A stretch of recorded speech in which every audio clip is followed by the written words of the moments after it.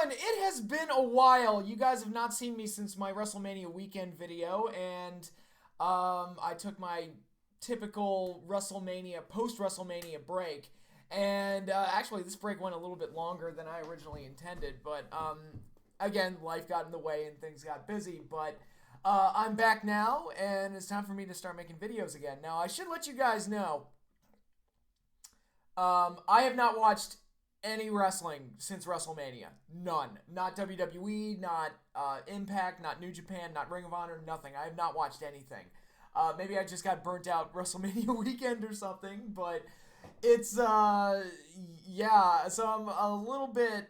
I've been keeping up with the news, but I just haven't been watching anything. I didn't watch the draft. I didn't want, or I guess the Superstar Shakeup, as they call it now. Um, I haven't seen a Ring of Honor's follow up to the Madison Square Garden show. I haven't watched New Japan Wrestling Dontaku. I've not watched anything. I heard Impact had a really good pay-per-view last night, if that means anything. Apparently, Rebellion was a really good show. The Tessa Gale match and the Full Metal Mayhem match, which they let close, are getting a lot of buzz, or at least a lot of buzz by TNA standards. Or Impact Wrestling 2019 standards, they're getting a lot of buzz. So, I guess good for them. I'll have to check it out at some point. But when you get my top 10 matches for the month of April, don't be surprised when it's basically all WrestleMania weekend stuff, because I have not been keeping up with any of the products for the last few weeks. I've been a little busy. One thing that I did this past weekend, actually, I attended Awesome Con here in DC. It's an annual convention here in DC. I try to go every year. I didn't go last year, but there were a few guests this year that I wanted to make, two of which in particular I think you wrestling fans are really going to enjoy. But on the Star Wars front, I once again got to meet Timothy Zahn. Very cool guy. Once again, he signed my copy of Thrawn Alliances, which is a book I have not reviewed yet, but one I have read, and I do plan on reviewing in the future.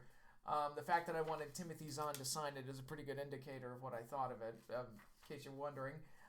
That's a signature there. And at his booth, he was selling comic adaptations of the Thrawn trilogy, which I've never read before, and I'm like, well, god damn it, I gotta buy it now. A comic, and of course he signed that for me as well, but a comic adaptation of the Thrawn trilogy, that is just, man, because I didn't get it when it was out, but I've bought the novels twice, I've bought an audiobook, and now I own the comic adaptation. So I've bought the Thrawn trilogy 4 times. We're getting to a point where it's like I've bought this almost as many times as I have the original trilogy. All the different versions on VHS and DVD and whatever. So, kind of funny. But hey, when Star Wars is great, I'm going to throw my money at it. And I want to read the comic version of the Thrawn trilogy. Maybe that's a review I'll do down the road. Quick video update. Speaking of that, my final Kaiju Corner video and my last Star Wars book review for the New Jedi Order series, both of those are going to get posted tomorrow night. I'm going to do my damnedest to get both of them up tomorrow, right before the end of the month. So be on the lookout for those. Timothy Zahn, once again, was great as always. Very cool guy. And as far as some of the other guests I met, on the non-wrestling front, you know, I grew up a Power Rangers fan when I was a kid, and one of the guests there was Amy Jo Johnson, the original Pink Ranger. And I got my cast photo completed, signed by everybody, unfortunately except for the Yellow Ranger because she passed away. But I did get a signature from her replacement on the show in Season 2, Aisha, Karen Ashley. So I think this is a pretty nice thing I got, and I'm going to hang it up right here on my wall because that's I've got a Ninja Turtles picture like it too, so it was very nice of her to be able to complete my picture, and she was so sweet too. There was a bit of a scheduling snafu where she was set to do interviews at 10:30, and she had a panel at 11. So it was like she's not going to get through many people for between 10:30 and 11, between having to get ready for the panel and everything else. So. She felt really guilty about it, having to leave early. She's like, I'm coming right back right after the panel. It's okay. So it's like, Amy, it's fine. We're all fine here. We're adults. We can wait. It's fine. And, but she was just super sweet about it. She also helped me out with a birthday present that I got with my sister. So, she was gracious and helped me out with that too. So, yeah, just very sweet, very nice. But on the wrestling front, I should mention that one guy I met was good old Sarge himself, Sergeant Slaughter, who was at, not at the signature booths, he was at an RF video booth that was there at Awesome Con. And they had a lot of wrestling merch there and various other things. And they had Billy Gunn and Sergeant Slaughter there signing autographs, which is super cool. And I didn't get to meet Billy Gunn per se, but I saw how he was interacting with all the fans, and seems like a really cool guy. Like, Billy Gunn seemed really, really friggin' cool.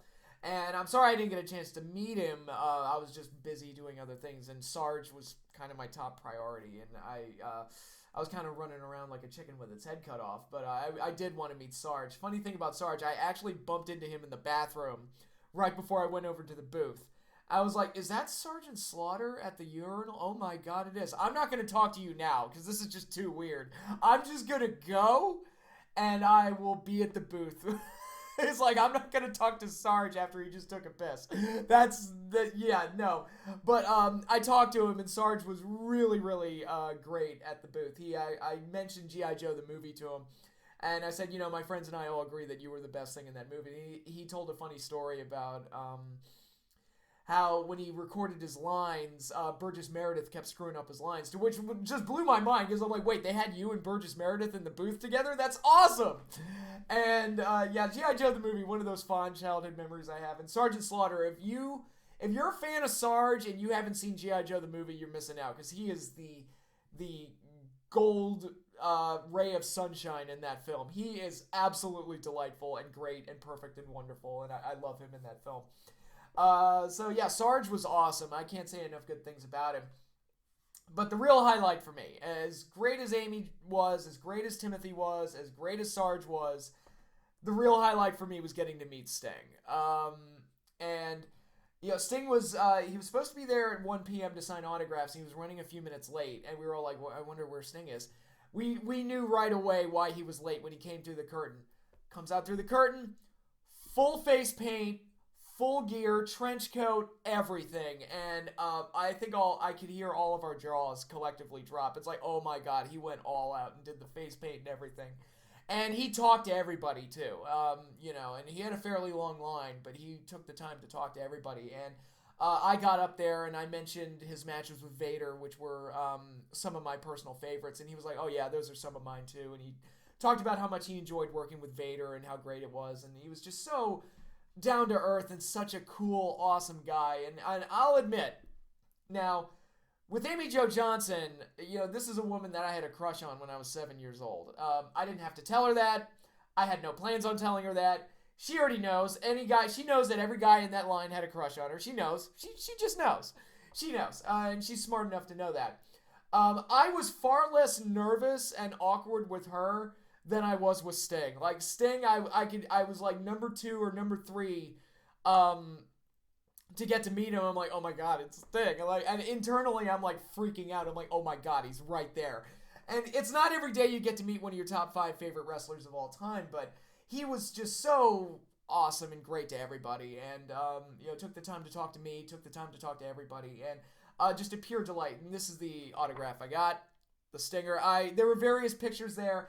I wanted to get Surfer Sting because that was my first Sting. So I just really like this picture with the coat and everything. So, yeah, so I had fun at Awesome Con. I also scored free tickets to Detective Pikachu, which was very interesting. I actually do want to see that movie. I am not a Pokemon fan by any stretch of the imagination, but that movie looks delightful, and I scored free tickets. I'm like, yes, that looks right up my alley. But yeah, those are my experiences at Awesome Con. So if you're in the DC area next year, I highly recommend going. It is a lot of fun. Super, super crowded, though. Every year I go there, it seems like there's more and more people there. But they always have plenty of things to do. They actually had an escape room on the the exhibit floor. And I was like, holy shit. I mean, I didn't dare get in line for that. But that's really friggin' cool. So they've got a lot of cool features there. And they always seem to have a really good amount of guests. Like, they had people that I would have liked to have met if I'd had more time. Like I mentioned, Billy Gunn. They had most of the cast of Star Trek The Next Generation there. Beverly Crusher was there. Deanna Troi. Commander Riker was there. Data was there. Will Wheaton was there, which is like, who the fuck wants to meet Wesley? I kid, of course, I kid. But, I mean, they've always got, like, a really good amount of people and a really good amount of guests. Uh, uh, God, what is her name? Danielle Panabaker, I think her name is. She plays Killer Frost on The Flash, and I didn't get to meet her, obviously, but she was there. The dude that played Shane on The Walking Dead and the Punisher in the Netflix show, he was there. So they got a lot of guests, and they have a lot of comic book artists that are there too. That's Timothy Zahn was put with like the authors and the artists. So yeah, really fun time. So again, if you're in the DC area, I highly recommend going because they've got plenty of things to do. Almost too much. It's a 3-day event, and I only went for 1 day, and I got my fill. Because actually, the first year I went all 3 days, and by day 3, I'd pretty much done everything I wanted to do, and I was like, oh, I'm kind of done here. By noon, I was like, I think I've done everything I want to do. Maybe I didn't need to pay for the whole 3 days, but. You know, it was a great experience as usual. The people running it did a fantastic job. Outside of their weird system with the autographs, where you couldn't pay with credit unless you went to like a little stand right in front of the entryway to get to the autographs, and it's like, why not just? I don't know. I feel like that could have been handled a little bit better, but for the most part, everything was handled efficiently. Everything went well, and I had a good time, and that's what matters most. So. Yeah, thank you to everybody that ran AwesomeCon. I thought you did a great job, and thank you to Timothy Zahn, Amy Jo Johnson, Sting, and Sergeant Slaughter for making my day completely worth it. You all were great and fantastic. So, that's enough gushing over AwesomeCon. I did want to do a top 10 video this month, and it's a bit of a weird one. But it's something that I was kind of thinking about. Somebody brought the question up to me. It was actually a topic on a message board that I belong to, and I was like, that's an interesting thing to think about. Because when you think of pay-per-views, the matches that seem to get the most attention are the first match and the last match. Unless there's like a big grudge match in the middle.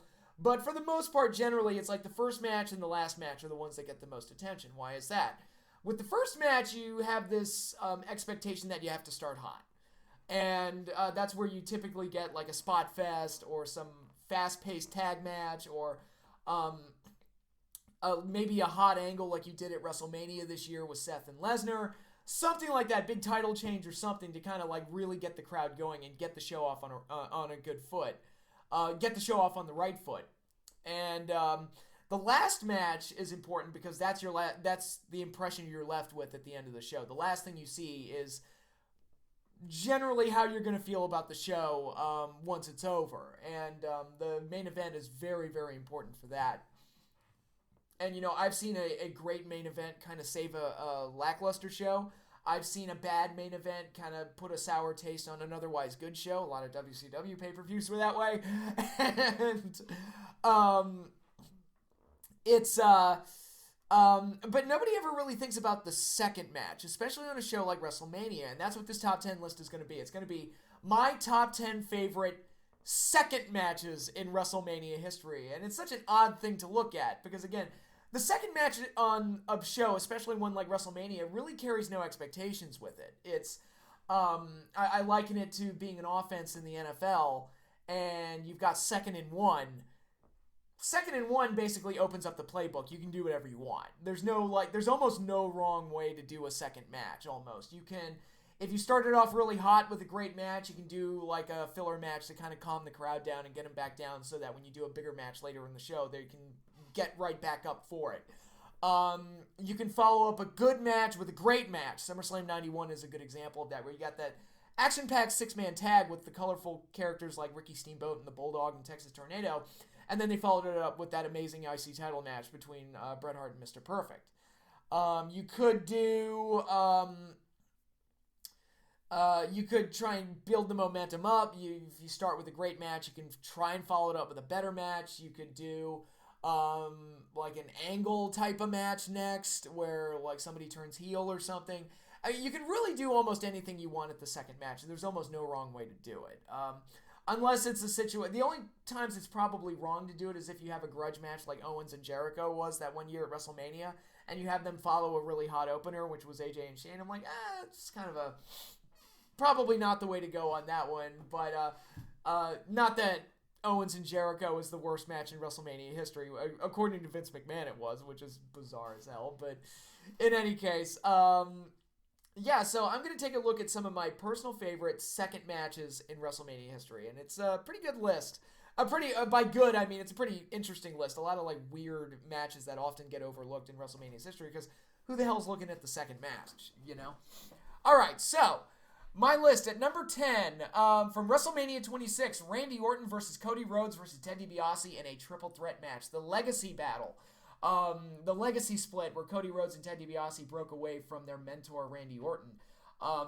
This was a match that I thought had a really good build-up initially, but they didn't quite do the split right.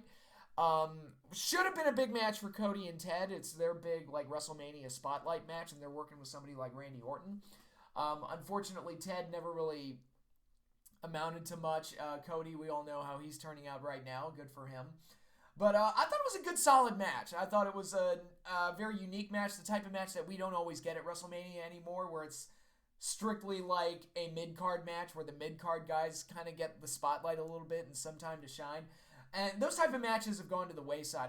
I think about like Miz and Damian Sandow from a few years ago. That's a match that absolutely should have been on WrestleMania and given Damian Sandow a chance to shine, and he didn't get it. There was another example I was thinking of recently that was kind of like that. But in any case, you know, those type of matches have fallen to the wayside. And I look at a match like this triple threat here, and it's like, yeah, you can give those guys a kind of a spotlight match. You don't just have to cram them into the Money in the Bank match or a Battle Royal. You can actually give them a significant spot on the show. And again, it's not the most glamorous thing. They're not main eventing. It's not for a title, but you've got two guys with potential. It's like, all right, let's see what they can do against Randy Orton and see what happens. And overall, I thought the match worked for the most part. Number 9, another Randy Orton match. This year's WrestleMania, Randy Orton versus AJ Styles. Now, these guys had to follow the really hot angle of Seth Rollins winning the Universal title from Brock Lesnar in quick fashion, which was very unexpected and a very hot way to start the show. So these guys had the job of kind of settling things down. It's like, all right, let's go back to a traditional match. And we just had that really hot and crazy angle that nobody expected to start the show. And with a big title change, now let's settle everything down and give them something a little bit more traditional with a traditional wrestling match. And to that end, I thought they succeeded. I thought AJ and Orton had a pretty good match. Not a classic by any means, but I thought was perfectly solid and fulfilled the goal that they were going for, which was to kind of like I said, get everything settled down after they just witnessed a huge title change. And I thought it was just a good, solid match all around. Both guys meshed pretty well, and AJ won, which was cool for me. And overall, I thought it was pretty good.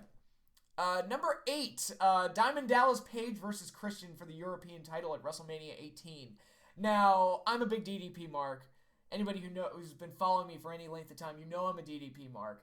And this is really like the only time that DDP got to shine during this run in the WWE. His run in the WWE following the purchase of WCW was not great. This has been well documented. Undertaker basically chewed him up and spat him out. Then they kind of took away all the qualities that made DDP by making him this motivational speaker rather than letting him be the motherfucking master of the diamond cutter, you know, the guy that we all fell in love with. And so this match with Christian with the European title on the line was really the one time that DDP got to shine in any way, shape, or form. I thought the match itself was good. Nice, solid match. DDP got the win, which shocked me at the time because they had just thrown him to the wolves so heavily. I was like, what? DDP won at WrestleMania? What the fuck is this? And as a fan of both guys, because DDP I'm obviously a huge mark for, and Christian was somebody that I always felt, there's something to him. He needs to find his way, but there's something to him. He's got potential, and they just need to find something that clicks. The Crybaby gimmick that they were doing with him at the time was not it. But by 2005, he had become a more well-rounded performer and should have been pushed a little bit higher up the card and been given a one-on-one match against John Cena.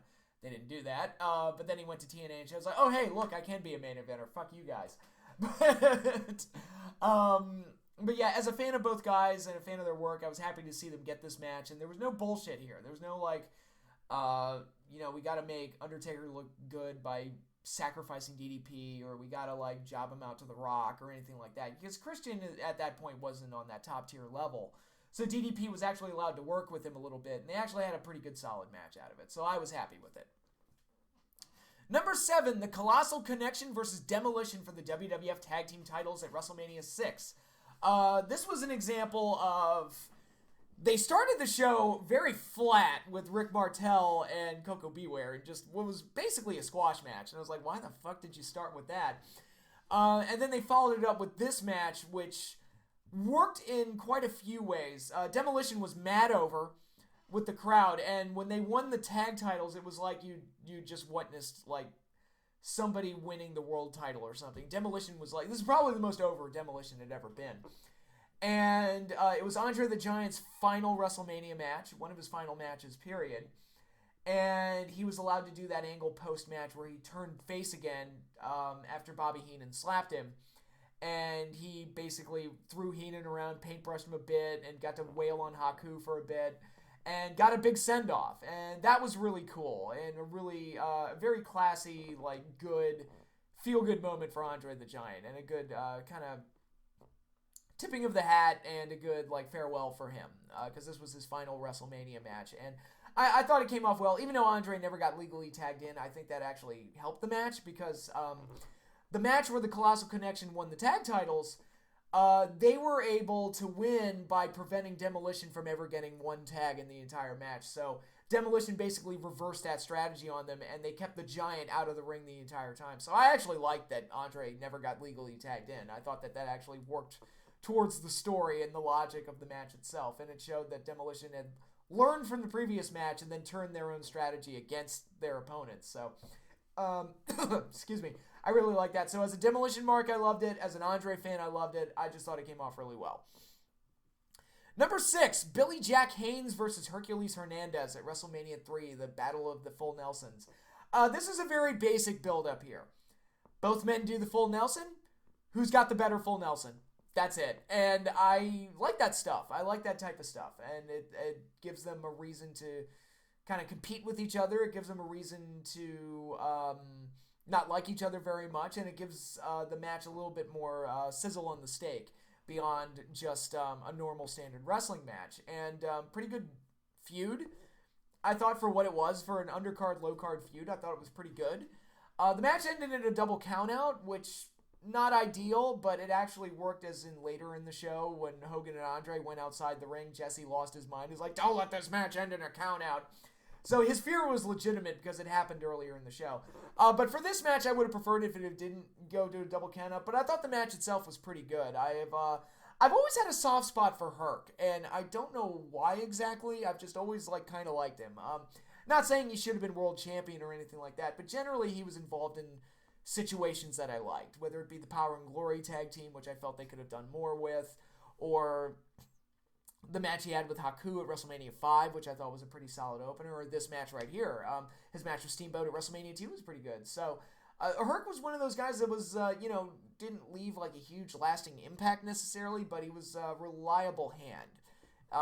And I thought this match came off really well and was one of the, not one of the better matches of WrestleMania 3 because it doesn't have like that legendary aspect that Hogan, Andre, or Savage Steamboat, or even Piper and Adonis do, but it was like one of the good like undercard matches of the show, and very enjoyable for what it was. Number 5, the Steiner Brothers versus the Head Shrinkers at WrestleMania 9. Tag team fun. This was just a wild, stiff tag team match with one of the coolest counters I have ever seen in a match ever. And I'm a big Steiner Brothers fan. If you watch my Clash of Champions streams, you know how big of a Steiner Brothers mark I am. So to see them get a match at WrestleMania and have what I thought was the match of the night, actually, probably the only... well, actually, there's one other time. We'll get into that later on this list. But one of the only times where the second match at WrestleMania was actually the best match on the show. So... I thought it was a really good tag match. Finish was a little botched, unfortunately, but everything else I thought was really good. Just good, solid tag team action from two teams that I really like, especially the Steiners. They're awesome. Moving right along from there, we have a three-way tie. So it turns out that the Money in the Bank ladder match was quite popular for the second spot at WrestleMania. WrestleManias 21, 22, and 24 all had the Money in the Bank ladder match as the second match. So I guess it kind of makes sense to kind of start off with like a fairly normal opener that's good enough to get the people warmed up, and then you just go apeshit crazy and give them this crazy bombastic ladder match. So you're kind of elevating past what the opener gave them. And the Money in the Bank ladder match, they're never my favorite matches per se, but they're fun for what they are, and at least the prize matters. So whoever wins, it's a big deal. Whoever wins is like, oh my goodness. This guy, I mean, it's almost guaranteed that he's going to win the title because of the success rate of the cash-in. And I think my favorite one of the WrestleMania Money in the Bank ladder matches was probably the one at 21. The one at 24 was really good for some of the crazy spots that guys like Morrison did. And the one at 22 was Rob Van Dam's like big starting point to get to One Night Stand as well. And actually the one at 21 was Edge's big starting point to get him to become the rated R superstar. So all of that was, good for what it was, and the Money in the Bank matches worked in what they were trying to achieve at WrestleMania. And hey, it turns out a good choice for the second spot on the show. So, good for the Money in the Banks. Number 3, the Rockers versus the Twin Towers at WrestleMania 5. Shawn Michaels' WrestleMania debut was in the second match of the show, and this was a really good tag match. Go back and watch it. It's a nice big versus little type of match with the Rockers throwing some action in there that just wasn't commonplace back in those days. And you even got to see like Boss Man throw a power bomb and Akeem do a clothesline that Shawn sold like it took his head off. And really, really good match here. The Twin Towers got the win, but overall the Rockers were the ones that looked very impressive in defeat. And a good start for the WrestleMania resume of one Shawn Michaels.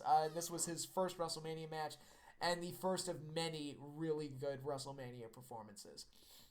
Number 2, and I'm kind of cheating on number 2 because I wasn't sure if to count this as the second match or is it the second to last match.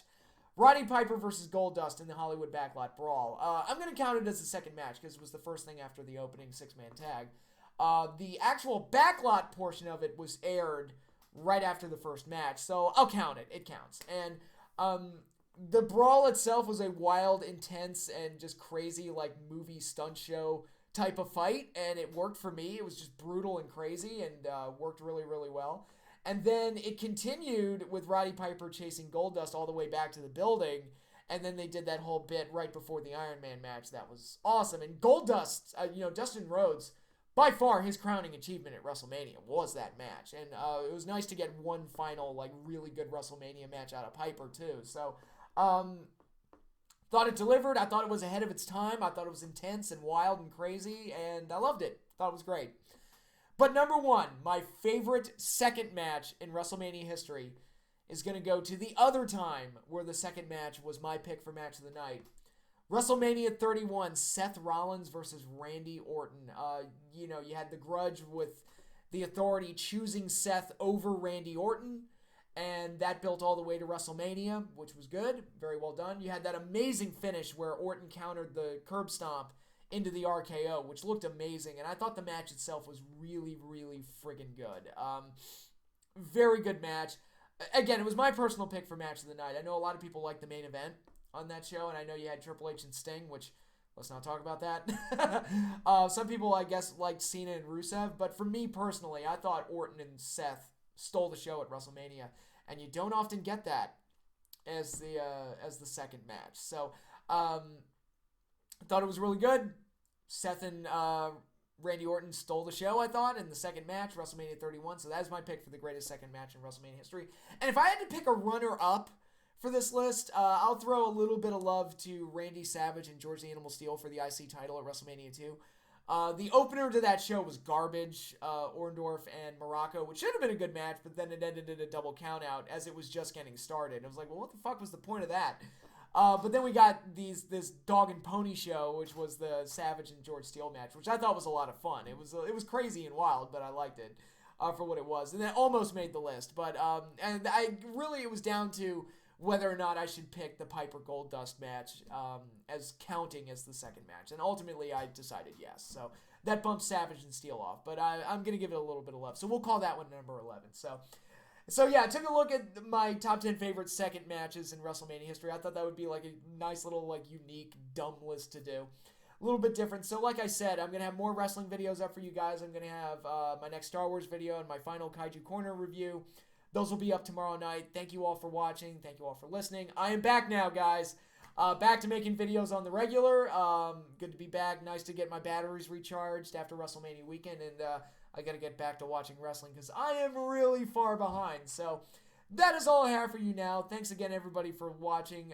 Be sure to like, subscribe, hit the little bell down there so you can get notified when I post new videos. And that is all I have for you now. So peace out.